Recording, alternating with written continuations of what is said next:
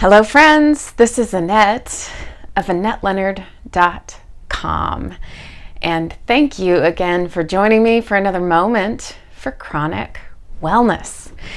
So today I am talking about self-advocacy, and I am reminded of a story of my brother when he was 3 years old, and we lived in an apartment complex, and he went out to play with his tricycle. It wasn't a big wheel, but it was like an off-brand big wheel. And my mom sent him out to play with his big wheel.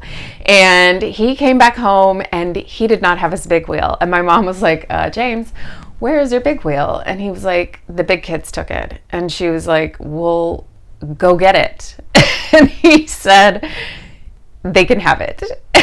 And this encapsulates my brother's orientation towards self-advocacy for much of his life. And I think it's a perfect story to begin this conversation about self-advocacy with, because I want to talk about what are the things that are needed for self-advocacy. And first, I want to say that being born into these bodies that develop chronic illness, and truthfully, y'all, bodies that are other in any way, so be it race, gender, sexual orientation, disability, you name it, means that you have to be an educator. And I mean, you don't have to be, but your quality of life depends upon it. And I see self-advocacy as sort of going part and parcel, hand in hand with being an educator. And so the very foundational level, the first thing that is required for self-advocacy is self-worth. And if you don't believe you're worth it, you're not going to speak up on your own behalf. You're not going to say, these are the things I need and here is why I need them. You're not going to talk about what your experience is if you don't believe your experience is worth talking about.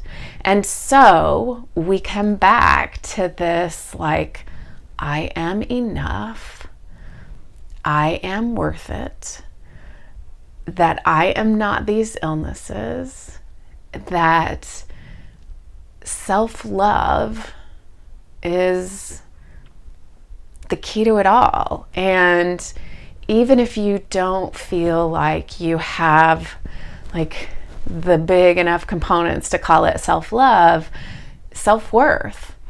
And maybe for you, this is affirmations. This is choosing a couple of key phrases that you look in the mirror and you earnestly repeat every day.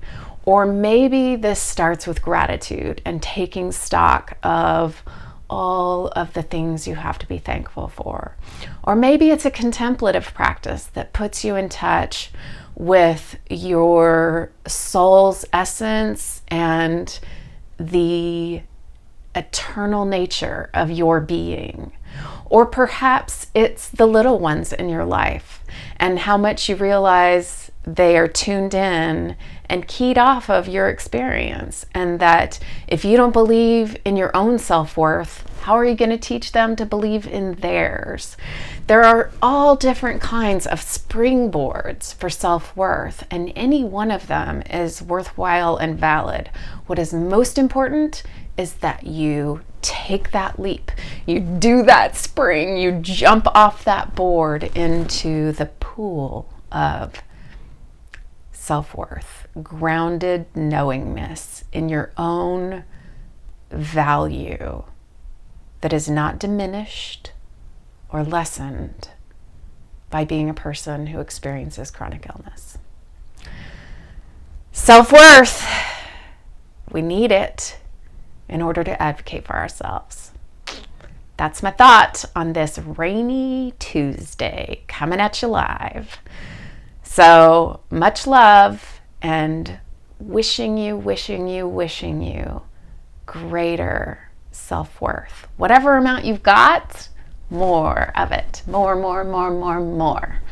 Until we're together again, thank you for being here, and be well.